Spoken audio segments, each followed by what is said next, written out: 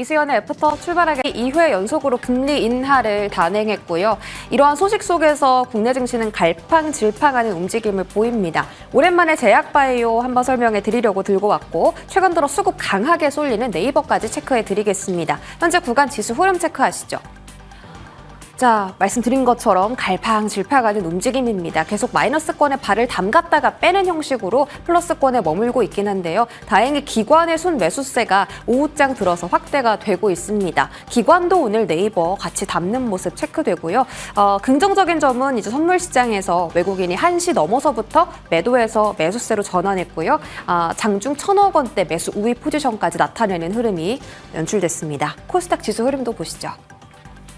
네, 코스닥은 장중에 거의 마이너스권 들어가서 691선 터치했다가 지금 또 강하게 반등합니다.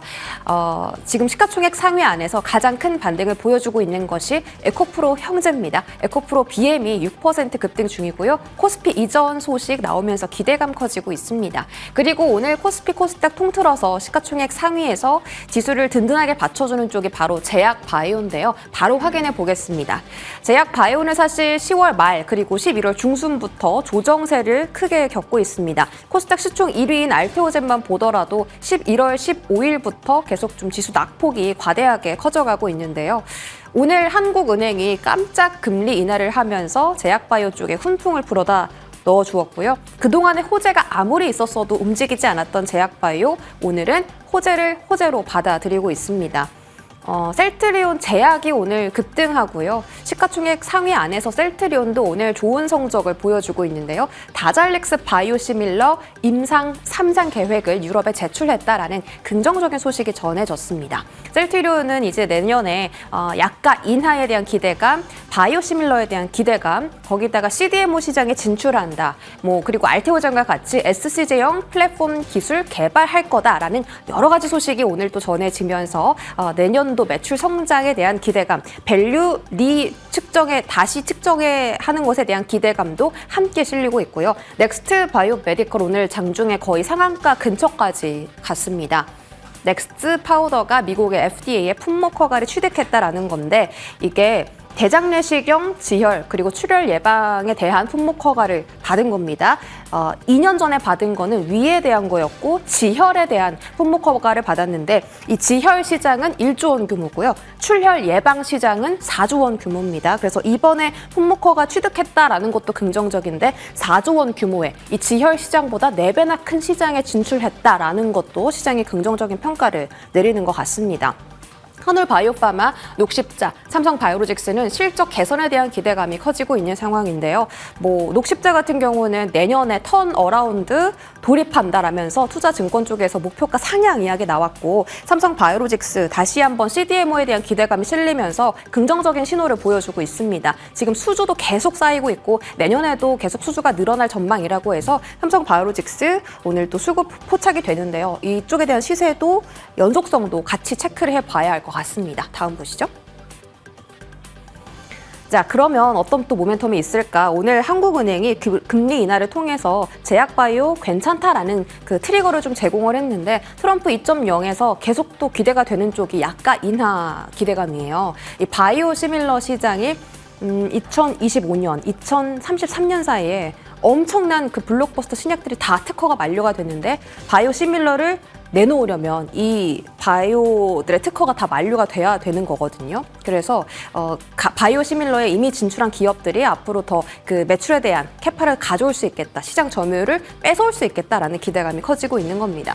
대표적인 블록버스터 의약품 중에서 스텔라라나 아일리아, 키트루다, 다잘렉스, 옵디보 같은 이 물질들이 2025년에서 그러니까 내년부터 33년 사이에 다 특허가 만료되는 건데 스텔라라 쪽은 동아에스티가 이미 바이오시밀러 승인을 받아놨고요. 키트로다는 알테오젠이 들어가 있고 아일리아는 지금 셀트리온하고 또 이야기가 나오는 쪽이죠. FDA 허가, 바이오시밀러 셀트리온이 5종을 허가를 받았고요. 삼성 바이오에피스는 8종을 허가를 받았습니다. 그래서 기존 오리지널 의약품 말고 바이오시밀러가 가져올 수 있는 매출에 대한 기대감이 커지고 있습니다. CDMO 확장하는 기업들 잘 아시는 것처럼 삼성 바이오로직스, 셀트리온 있고요. 롯데 바이오로직스와 대웅 바이오도 지금 CDMO 쪽 사업 확장하고 있어서 관련 종목들도 시세 잘 찾아보시면 좋을 것 같습니다. 오늘 제약바이오들 호재 속에서 반등하는 종목 참 많은데요. 시세 확인하시죠. 제약바이오 관련주 ENCL이 18% 급등이고요. 앞서서 말씀드렸던 넥스트바이오 메디컬은 장중 25% 급등했다가 현재는 상승분 일부 반납하고 16%의 자리에 놓여 있습니다. 외국계에서 리포트도 나왔던데 목표 주가를 지금 구간에서 몇십 퍼센트 더 크게 상향을 했습니다. 과연 신고가 흐름까지 연출할 수 있을지 지켜보시죠. 젠백스, 아크솔루션스 급등하고요. 셀트리온 제약도 말씀드렸던 것처럼 셀트리온의 그 바이오시밀러 임상 3상 계획 이야기 속에서 11% 급등 유지하고 있습니다. CDMO 종목들도 눈에 띕니다. 계속 좀 시세가 연속적으로 더 나오는지 체크 도와드릴게요.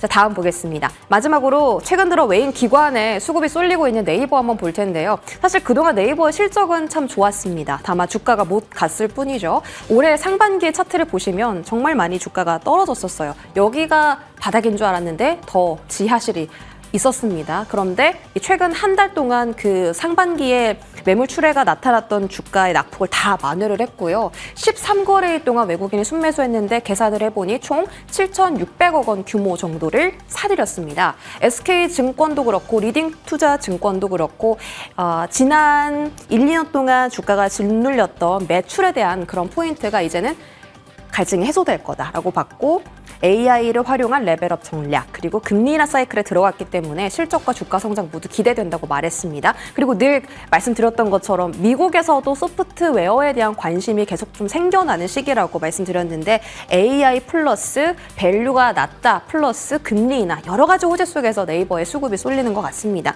키움증권과 한국투자증권은 오늘 리포트를 내놨는데요. 목표 주가 상향했습니다. 키움은 26만 원, 한국투자증권을 24만 원까지 상향했고요. 오늘 네이버 주가 흐름이 20만 원 정도기 때문에 앞으로 4에서 6만 원 정도의 룸이 더 열려 있다라고 판단을 한 거죠. AI 광고 수익성 강화가 맥점이다.